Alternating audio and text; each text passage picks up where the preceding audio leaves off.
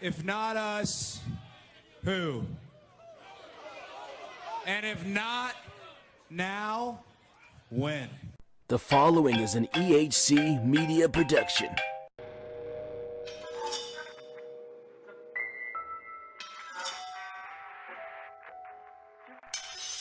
Every switchblade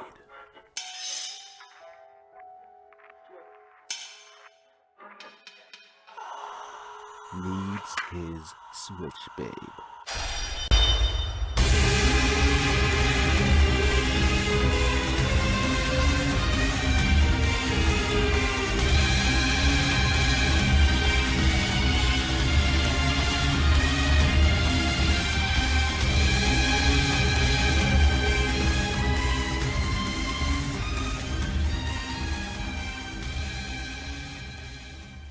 Hello, everyone out there in the Blade Queendom. Guess what time it is? It's G1 Climax season again. G1 Climax 29 has officially started. It started in Dallas last weekend, and I am currently recording on a late Thursday night before we're about to maybe possibly go through a Category 1 hurricane down here in Louisiana. We should be fine. We've gotten much worse before, and this is just probably going to be just rain and a little bit of stormy weather. Where I live, we're generally safe from floods and stuff like that. So I should be fine. I'm more concerned about New Orleans and lower lying areas around here.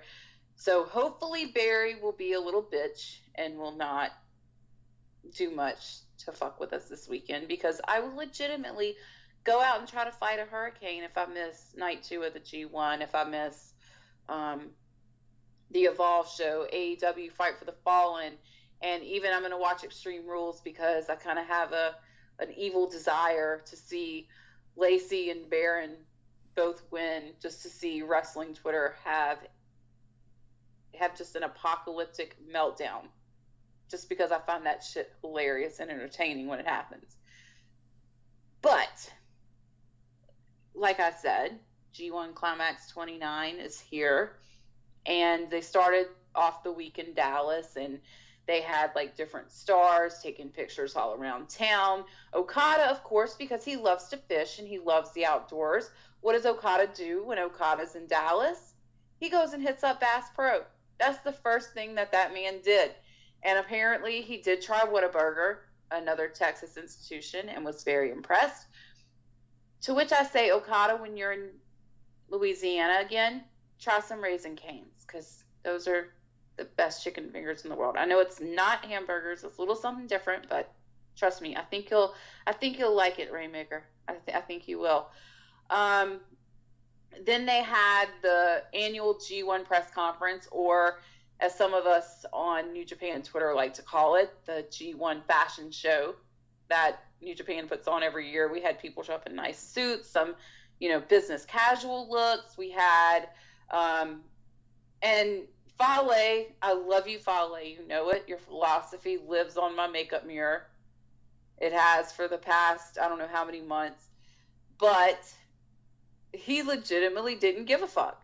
He just shows up in like these basketball shorts, flip-flops, or maybe sneakers, and a t-shirt, while everybody else is all dressed up looking like they're going to prom or some shit.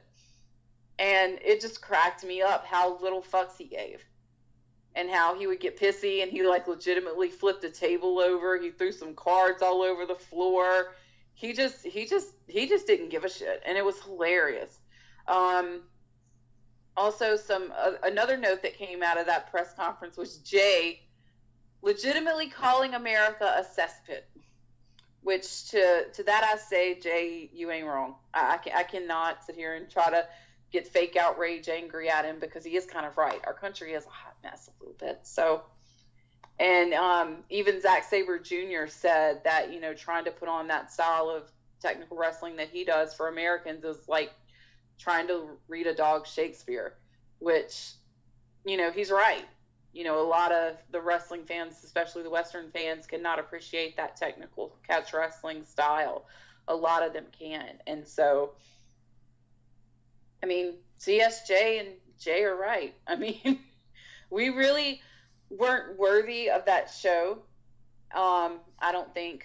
I mean, I know that I want shows like this to happen, but you know, we need to get our act together as an American fan base. Like, we are very entitled. We think that, you know, we're owed everything, you know, from these wrestlers and from these companies. And in Japan, it really isn't like that. It's a meritocracy. Like, you earn things based upon your talent and based upon, you know, if the company believes in you.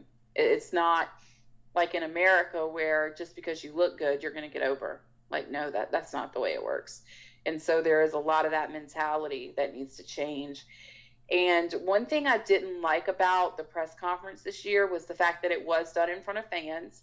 And there were some fans who were really loud and you know, screaming above everybody else. And you could hear that. And it wasn't as quiet and cool and calm and professional and classy as it normally is. And they had only one hard cam for the live version. They did end up having close-up cam shots when they released the statements via YouTube and via Twitter. But it wasn't like in the past. And so that's why I would kind of caution New Japan next time, maybe do it without the fans, or do it in Japan like you normally would do. Because just to me, it just didn't feel right. It didn't feel like the same G1 press conferences that I've seen in years past. Like, it really didn't feel like it. And there were a lot of conflicting reports depending on whether you were there or not for night one at I believe the American Airlines Center in Dallas, Texas. You could visibly see that they had like a third of the arena, like, not sold or not, they didn't even try to sell it. Like, you could see that, but the parts that were filled in, like, you could really see that there was a crowd there. And I've watched different videos live from the show, and this issue seems to be prevalent with New Japan shows, with Ring of Honor shows, with any of these bigger indie shows, or not so indie, because, like, I don't consider Japan an independent company at all. I consider it an established company where people are contracted, and you are basically like a New Japan superstar, kind of like you would be in the WWE. But I'm noticing that the miking up of these crowds is a problem for both AEW, New Japan, and even Ring of Honor to some extent. It's an investment to invest in that production equipment, to mic up a crowd, to make it seem louder, to make it seem more vivacious, because it really wasn't coming across on Access. And I got to watch two viewings. So I watched the back-to-back airings, the West Coast Encore, to kind of pay attention to what I didn't pay attention to before. And, you know, the ticket sales look like they did fine for what they were selling. It just looks like, to me, I hate to do this, and I hate to make this about it's an AEW versus New Japan thing, but AEW and New Japan are scheduling their shows way too close to one another. Like, Fight for the Fallen is legitimately a week after night one of the G1 in Dallas that we just had. And these fans are a niche within a niche. And so then you're further breaking down that niche within a niche, and you're making these fans choose. And so this is kind of creating this environment where I'm seeing it, you know, firsthand in Twitter group chats. I'm seeing it firsthand in my DMs. This attitude of either you're on AEW side or you're on New Japan side. I'm seeing that a lot, and I'm seeing it become more and more prevalent. And one thing that I would caution against is people like the Young Bucks, you know, coming out and saying that New Japan hates us and that Japan was a toxic environment, you know, Kenny Omega saying that. Different things that just need to stop, because we need to work together as an alternative scene if we really are truly seeking out the change that AEW is preaching. We need to come together and work together. Because at the end of the day, this is about holding Vince McMahon's feet to the fire and showing him this is what true wrestling is. This is what true entertainment is. If you're more on the AEW side, because I really do think AEW is going to be a little bit more entertainment based than New Japan is, because New Japan is strictly about the sport. It is the king of sports. So, I mean, we need to work together on this, AEW and New Japan. Stop splitting the niche within a niche audience. Just stop that shit, because it doesn't make any sense. It really doesn't, to make fans have to choose one or the other. And we're in this insane time in wrestling where this weekend alone, okay, Friday night is both Impact Wrestling and Natural Born Killers out of FSW, which is Killer Cross's Passion Project, which is a show where they're mixing MMA and professional wrestling rules. So it's kind of like a blood sport show.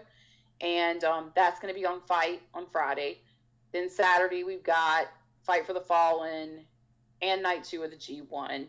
Then we've got Extreme Rules. Then we got an Evolve show. We've got all of this stuff happening at once. And I think that the industry as a whole is running a risk of burnout with a lot of the hardcore fans, because I'm even finding it myself now, where I'm pulling back and saying, okay, I'm only going to watch the stuff I really give a fuck about. Like this weekend, probably that Evolve show I probably won't be watching, because it's just too much, and I want to just watch what I want to focus on. And I think that we need to look at how these shows are being scheduled and the frequency and the amount in one weekend, because you can't keep doing this to wrestling fans, or you're going to burn them out. And you're going to burn them out really quick. So that was my one big complaint out of this whole thing, is just this whole AEW and New Japan vibe that I'm feeling between the two companies, where it just doesn't feel easy. It doesn't feel like it's very friendly. Like, this shit needs to stop. Because if anything, I think New Japan and AEW should be working together. Because as much as I love Ring of Honor is not in that good of a place right now. It really isn't. So, moving on from all of that, I'm just going to breeze through the results and just, talk about night 1. And then I'm going to preview Block B matches for this Saturday, which hopefully I get to watch if Barry doesn't knock out my internet, please.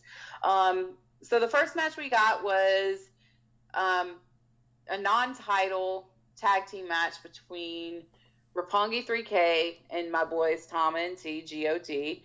And Tama and T, of course, win, and that made me very, very happy. That made me a very happy Bullet Club babe.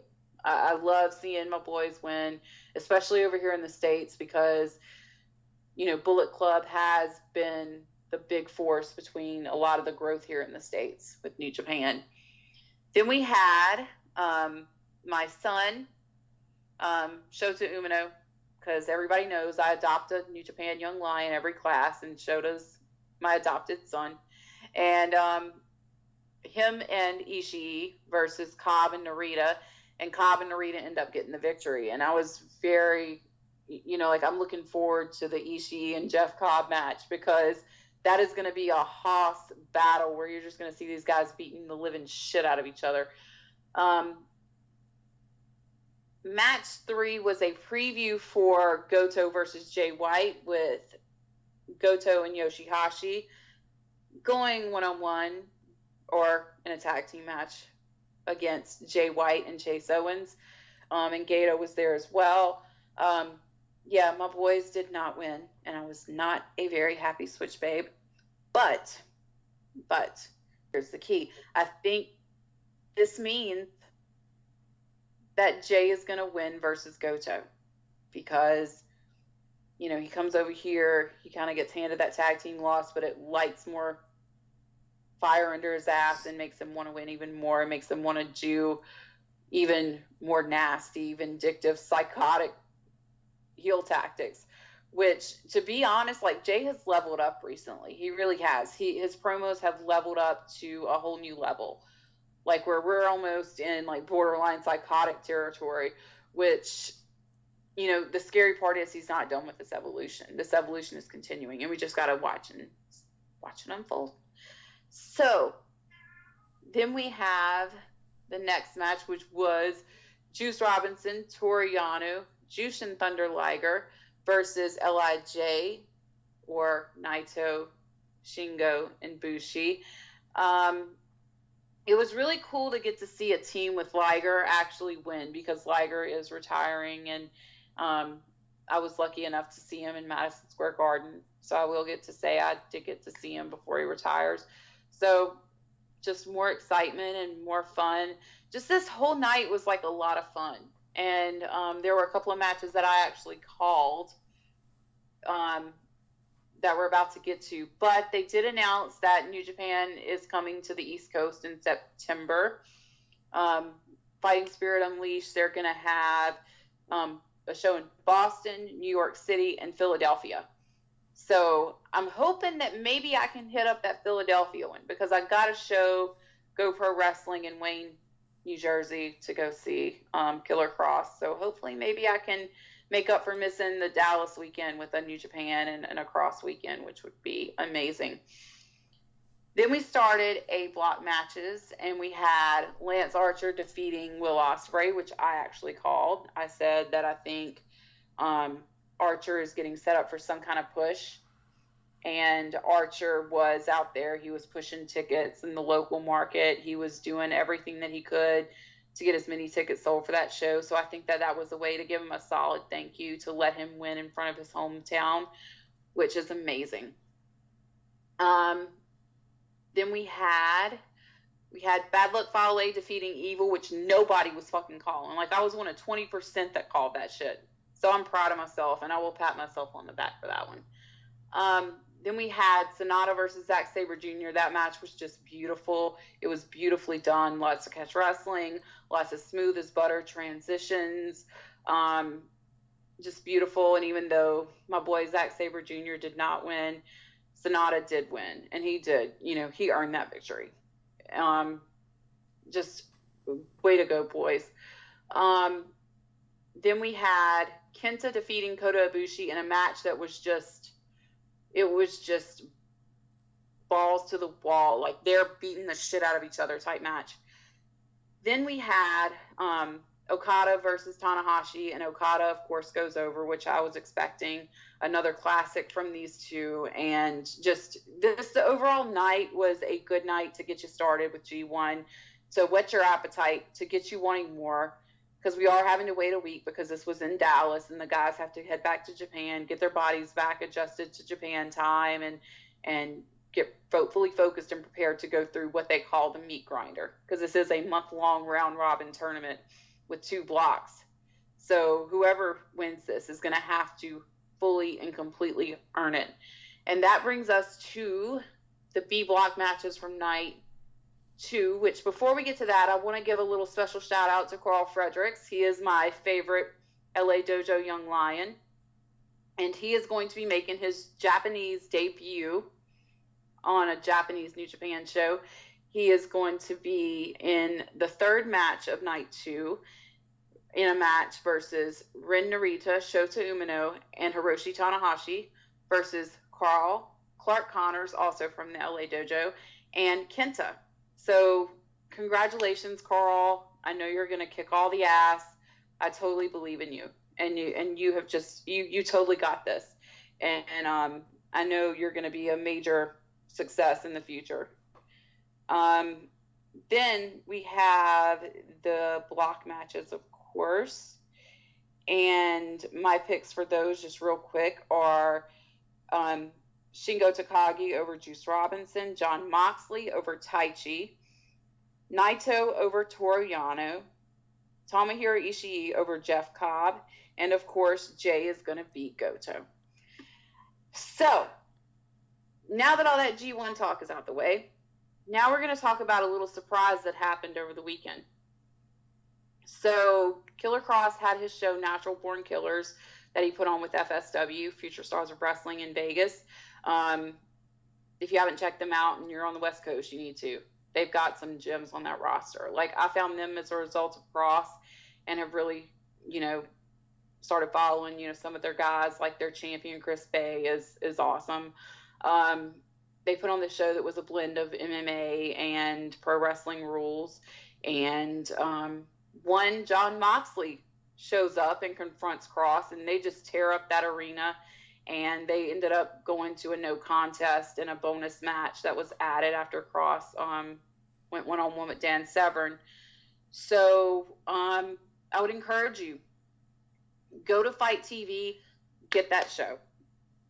Just get it.